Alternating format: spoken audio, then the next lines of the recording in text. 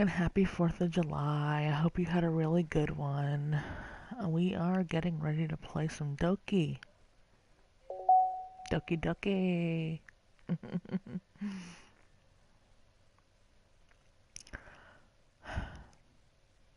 I'll probably do Natsuki's and Sayori's routes soon. I just really want to do these uh, side stories.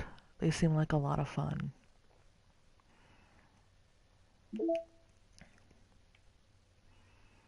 So this is the one I'm on right now. So let's do this.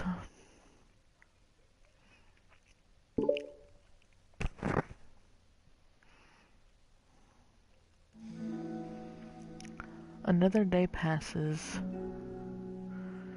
in a flash, and it's already time for the next club meeting.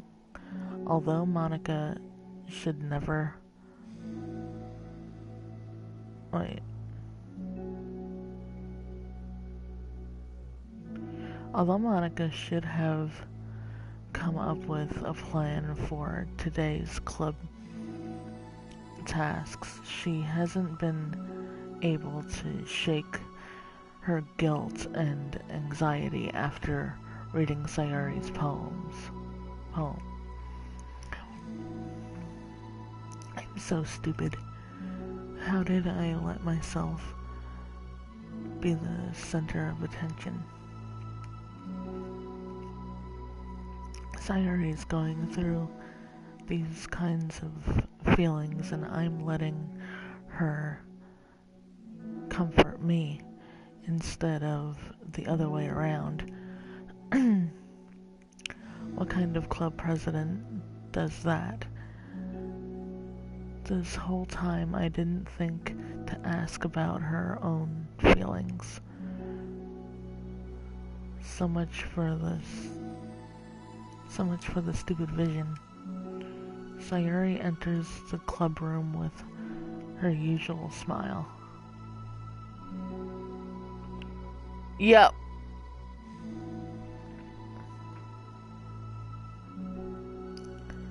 But upon seeing the downcast Monica, her smile quickly fades into an expression of concern. Monica, is everything okay? I'm really sorry. I'm such a terrible friend. Huh? What are you talking about? You're an amazing friend. Monica shakes her head. I made this all about myself. Even you said so yourself. You told me that I'm trying to make the club that I need the most, right? But my problems are so trivial compared to yours. Sayori responds quietly. What are you talking about? But as she says that, her face darkens. Through the silence, Sayori mutters her realization. I left my folder here. Love you, Pop. Good night. Monica stares blankly ahead, unable to come up with a response. I wasn't ready to share those.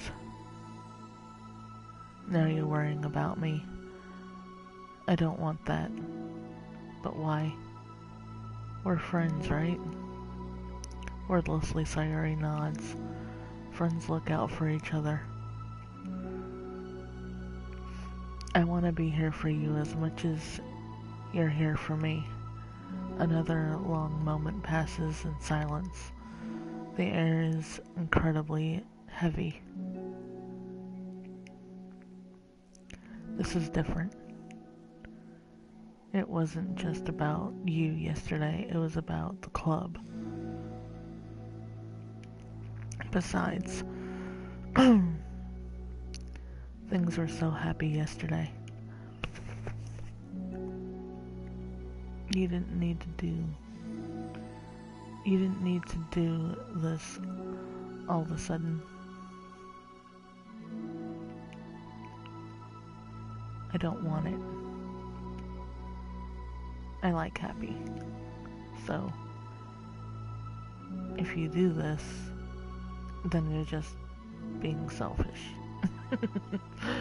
Damn, girl.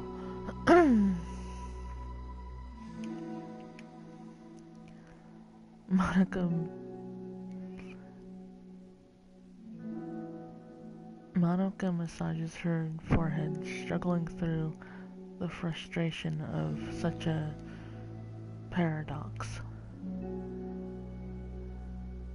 It's understandable that Sayori isn't ready to share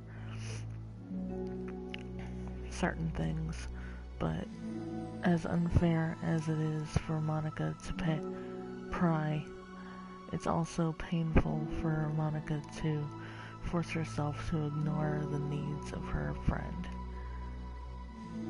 I'm sorry I looked. I disrespected your privacy. No, I don't blame you for looking.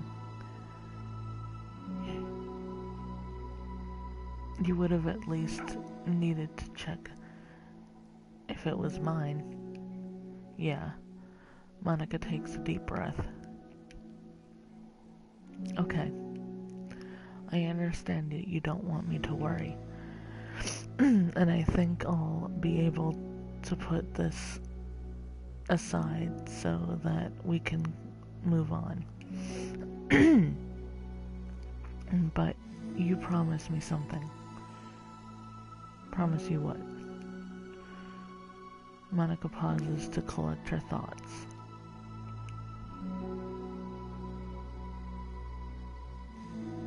This is the literature club. It's a place where people can express themselves in the way that life normally doesn't allow them to. That's the vision. In fact, it's our vision. Right the way into your heart, or whatever. So I just want you to promise me that you'll remember that too. It doesn't have to be right now, but I want you... Yeah. But I want to be here for you when you need it. I want us to be ourselves like that. Sayori smiles gently. I'll promise if you promise. Unable to help it, Monica returns Sayori's smile. I promise. Me too. As the conversation closes, the mood in the room is lifted. With that behind them, it's time to proceed with the club activities. So, want to teach me about poetry? Huh. But what about recruitment?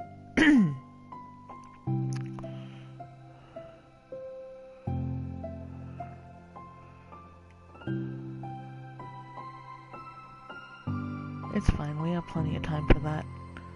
But right now I feel like I want to do this. I mean, I do have to fulfill my end of the promise, you know. There's no way I could say no to that. I just don't expect much. I do a lot of writing, but it's not like I am a scholar or anything. That's fine. I think I just need some... I think I just need, like, some motivation. I never know where to start when it comes to writing poems. Starting isn't so hard. You kinda just need to write down your feelings and see where it takes you. Yeah, but that wouldn't come out any good. It's not supposed to. You're gonna have to fight your perfectionist mind on this one. You can just start by writing your feelings and see what kinds of things it makes you think of. And then you can and then you can turn your feelings into a little story.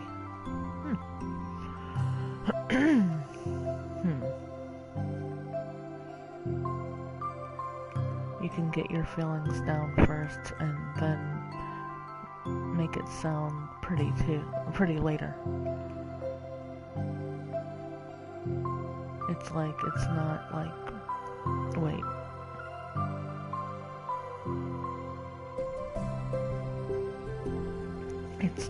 It's not like building a railroad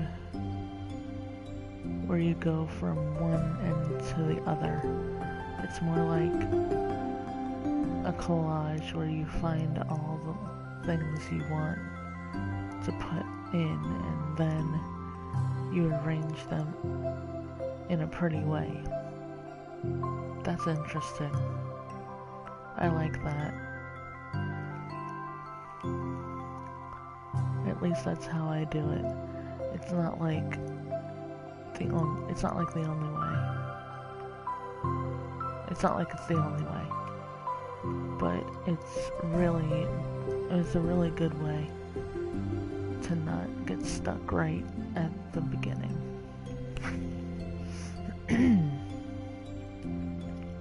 I understand. Yeah, I always get caught up in how it sounds I always get so caught up in how it sounds that I forget about what is actually important.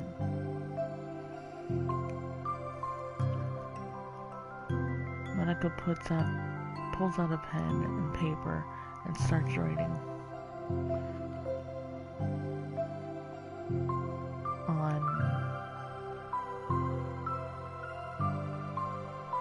Stop being a perfectionist. You idiot. I'm just kidding. Monica scribbles out, "You idiot," after she writes it down. No, keep it. What? Why? Are you calling me? Are you calling me an idiot?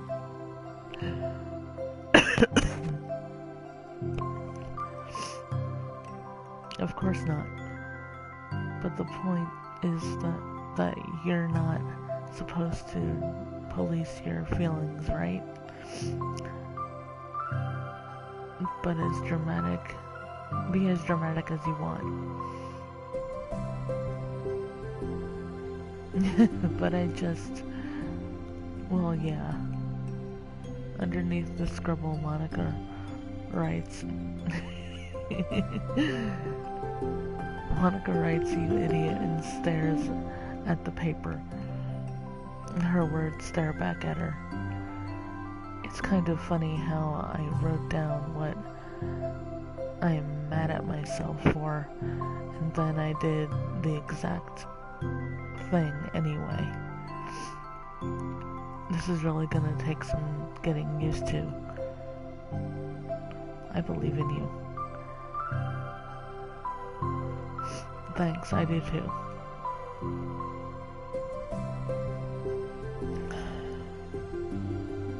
Me, I mean. But also you, of course. Alright, hold on a second.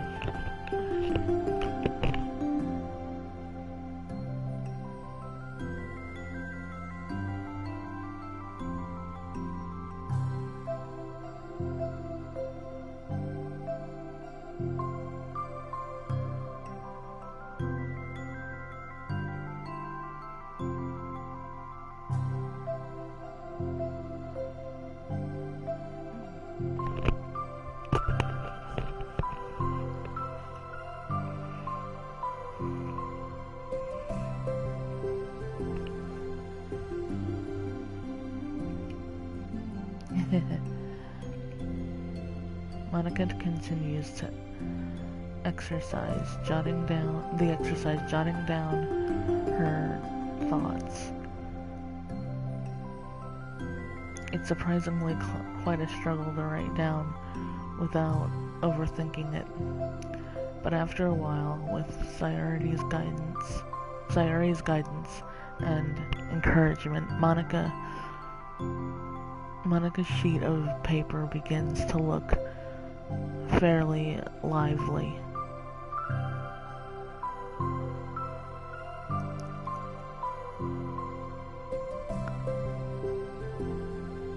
Peppered with all of her random thoughts.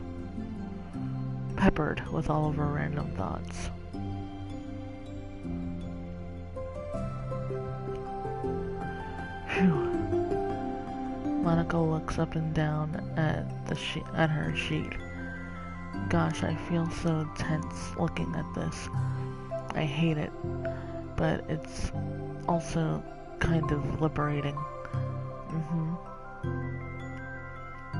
I can tell how hard you're trying to make.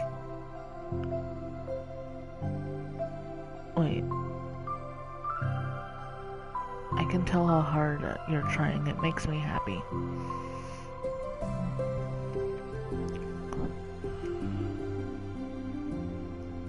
I think you'll be good at writing poems. Don't give me too much credit. I'd have to try really, really hard at it. But I think it's something that I'll enjoy doing with you. Sayuri beams. I'll stop here, but we still have time. Let's try to work on a new flyer for the club.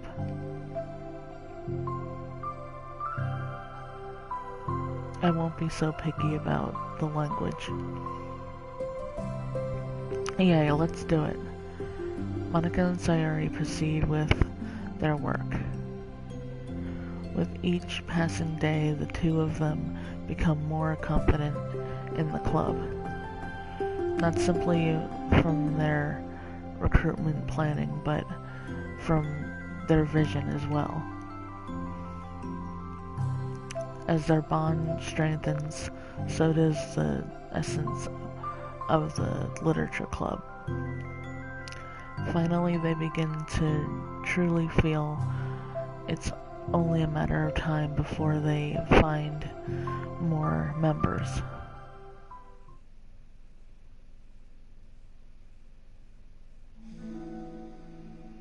Another day passes. As usual, Monica is the first one in the club room. With her is a printout of the revised literature club flyer, complete with all the new ideas Monica and Sayuri came up with.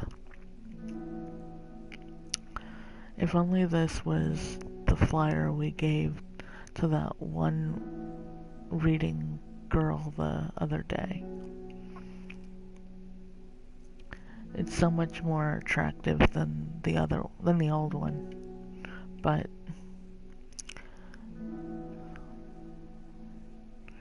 the new catchphrase is featured clearly in the center of the flyer.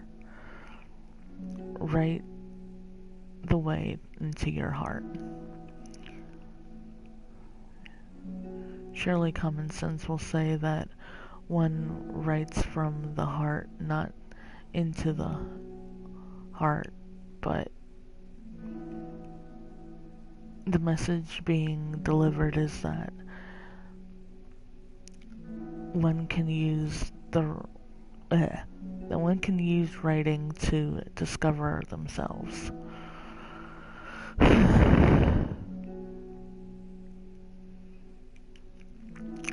Hopefully Monica and Sayuri had thought that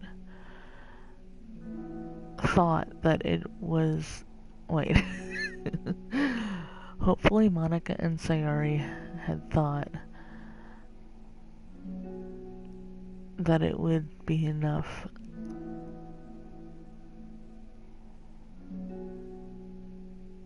to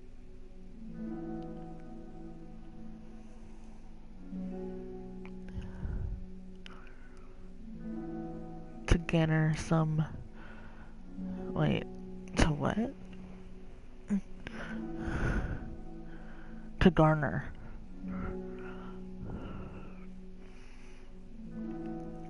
some curiosity from students.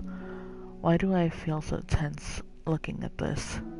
Monica thinks back to the previous meeting when she performed the writing exercise. Was I always this bad at expressing myself?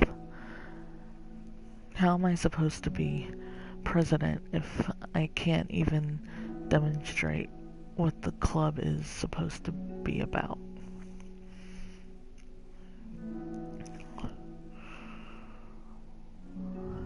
The literature club is truly beginning to take form. But with that the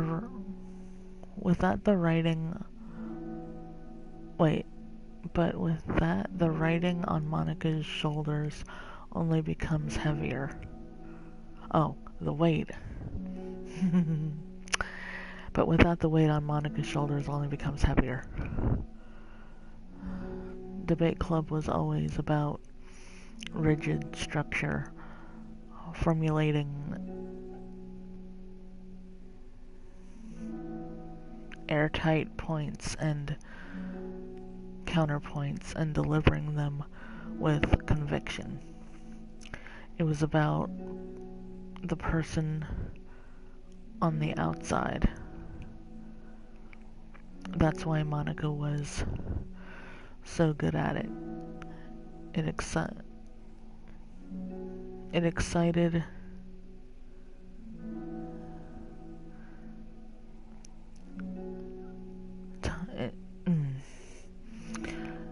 it existed entirely within her realm of comfort. It's suffocating. I need to break through this mental wall. I need to learn to express myself for real. Monica pulls out a sheet of paper and grabs her pen. She presses the tip of the pen firmly against the paper. But her hand doesn't move. Instead, a tiny blot of ink collects around the tip of the pen. Monica lifts the pen and stares at it a little. And stares at the little blotch.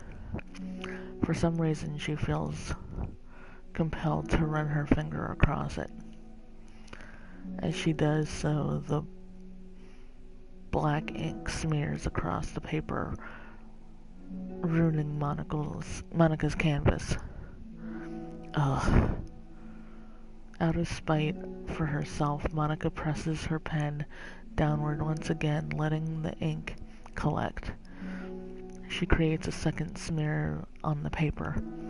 Come on, Monica. Just move your hand. Monica writes. This is what I get for seeking perfection. A stain. Monica slides the paper away from her and puts her head down on the desk.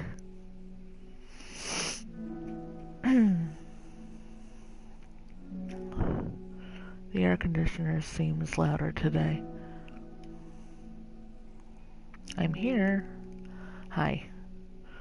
Monica hears Sayori approach her desk, then stop for a second, probably reading the piece of paper. Then she sits down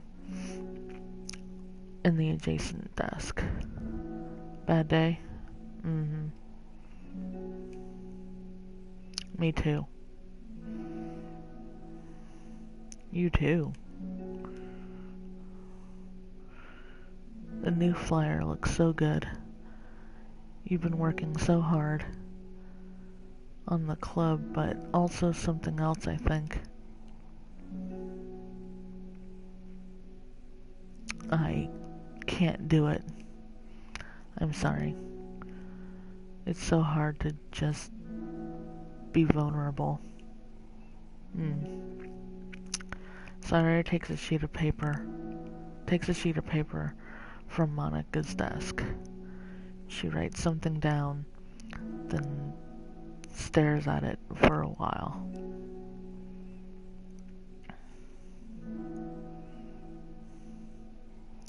Can I trust you? Of course.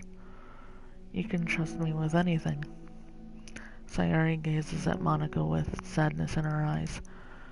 Understanding the signal, Monica takes the paper from Sayori's desk and reads it.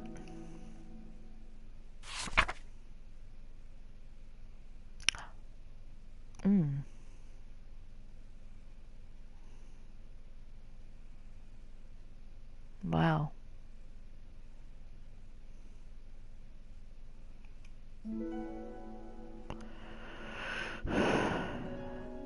Sayori. This is really, really hard for me. Her voice shakes. So, if I can do it, then you can do it. Because you're like a million times better than me. That's completely not true. Sayori takes a deep breath, trying to steady herself. That's something about me that I've never told anyone before. Even now my head is like screaming at me to stop. Wait, you don't have to force yourself. I mean, just because of the promise yesterday. I want to. It just feels right. I mean, maybe it's part of the reason I came to this club in the first place. It's the literature club. I trust you more than I'm scared.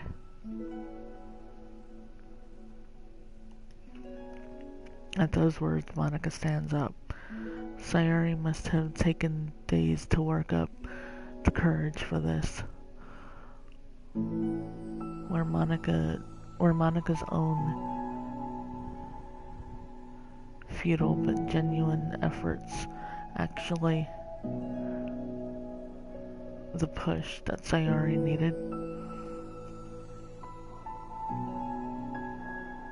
Sayori's deliberate breaths can be heard over the air conditioner as she prepares herself to continue. Monica waits in gentle silence.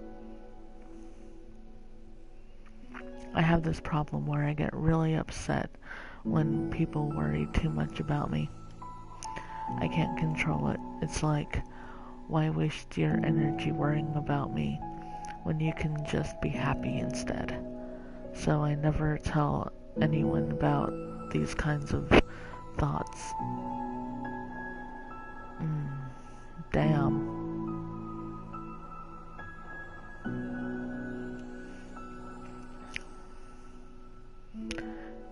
It's so much easier to just smile and help everyone else be happy.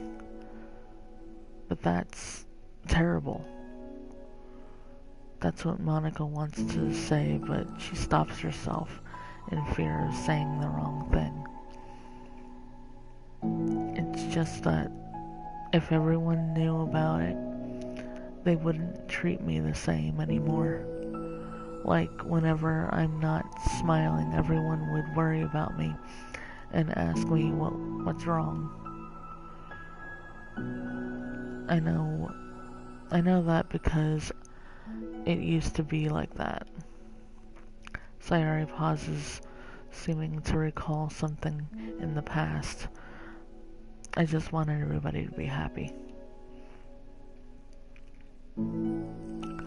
That's the most important thing to me. And letting people look inside my head doesn't bring happiness to anyone. Wow, girl. Sayuri pauses again, her solemn expression making her look almost like an entirely different person. How did you find the courage to tell me this? You're not worried that I'll be one of those people too? I am worried. Part of me really hates myself for doing this. Another part of me, I think, just felt like it would be different this time. Whenever we talk about what the club is supposed to mean, I kept feeling like it was right for me to do.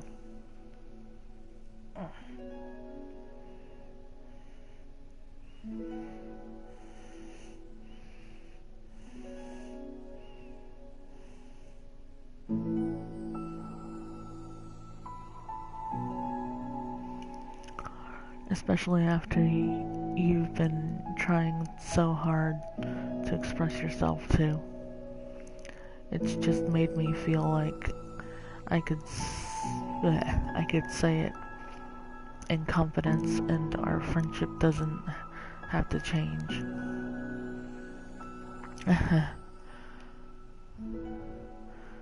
It's so silly. The club is only 2 people, but it already means this much to me.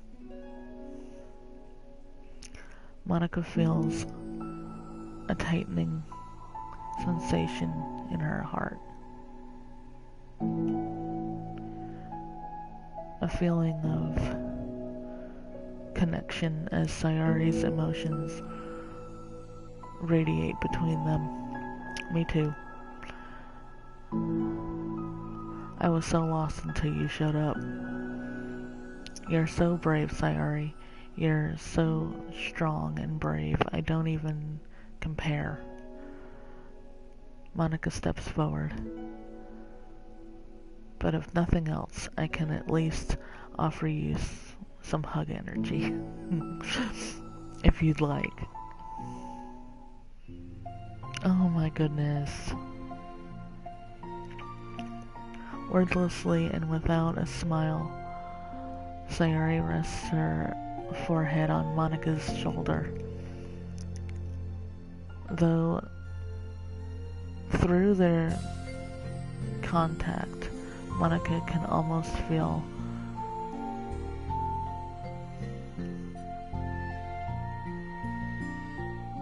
the torrent of thoughts swimming in Sayuri's head.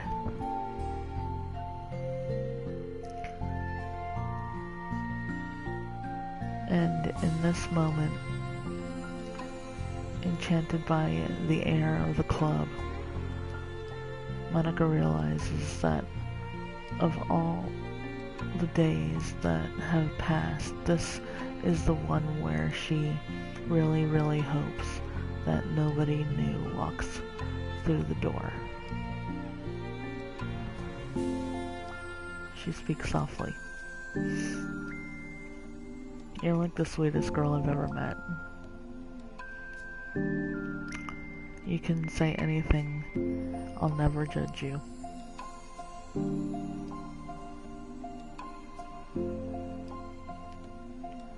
I promise.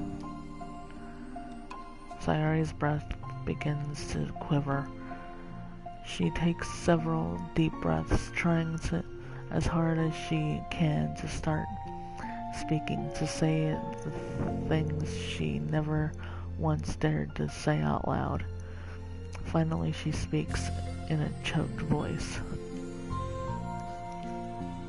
I am so... Oh... Honey...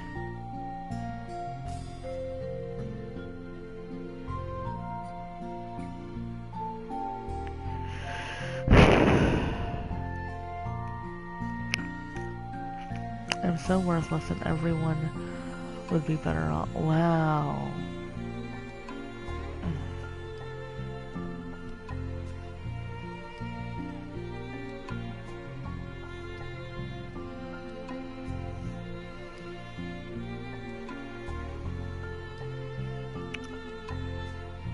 She suppresses a sob as a tear falls down her cheek. I'm just an inconvenience to everyone. I'm not good at anything, and it just feels like everyone just has to put up with me, and I hate it. I hate it.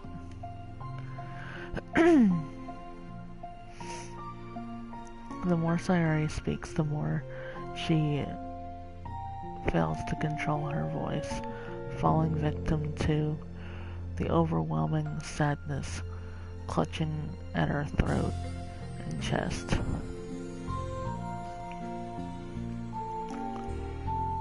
I don't want to have these thoughts. I want them to go away. And now I'm making you put up with me and just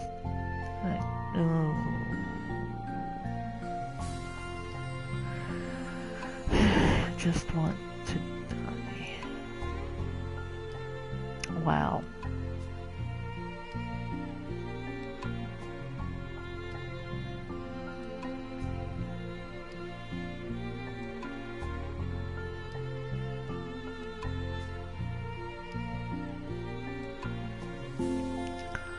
As soon as Sayori loses her composure, Monica becomes determined to keep her own. She only wants to be what Sayori needs right now, so she won't let any sadness show. Her voice comes through as soft and gentle. This isn't putting up with you. It's just being your friend. Monica offers a few words of comfort, but she knows Sayori said it herself that she thought Sayori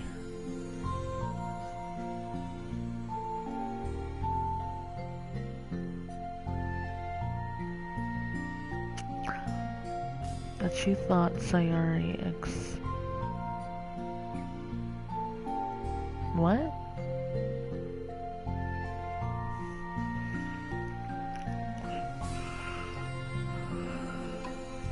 That the thoughts Sayori experiences are ones that don't belong.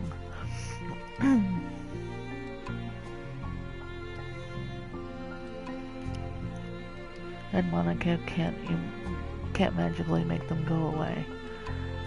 The most she can do is help Sayori battle them like any good friend would do. You have so much value to me and your other friends too. This club wouldn't have been the same without you.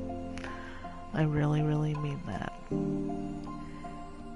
You coming here was the best thing that could have happened. Even if we never got any other members, I would still be happy. That's what you brought here. You brought us a vision, and you also brought happiness.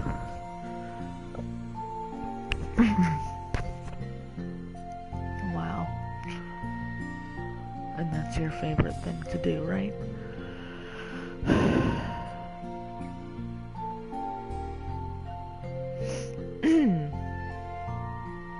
Sayori doesn't respond, but Monica feels her gently nod.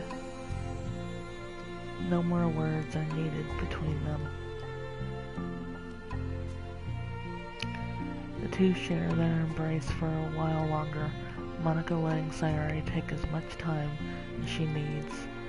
Once her breathing steadies and her sniffles fully cease, Sayori lifts her head and wipes her eyes.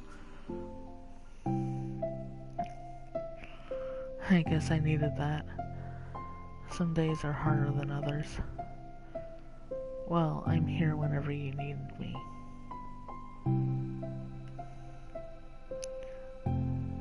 But any other time, I'll make sure that things are the way they usually are.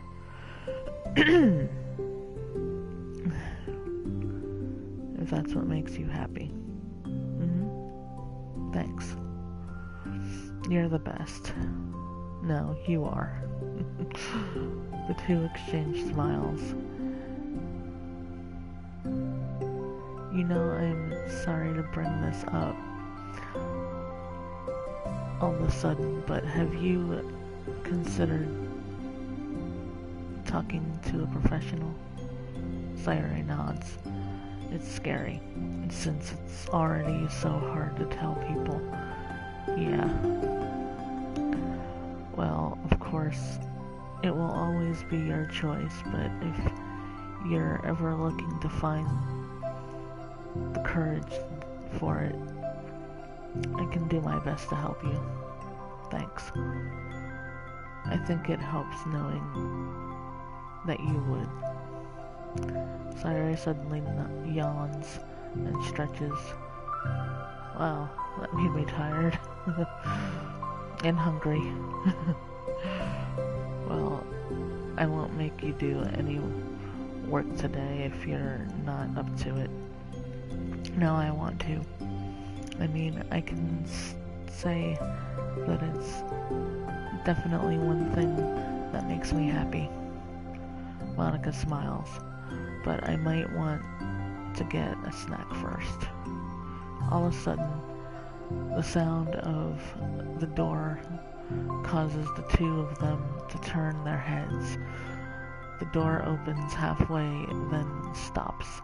A face peeks inside. A face that seems familiar.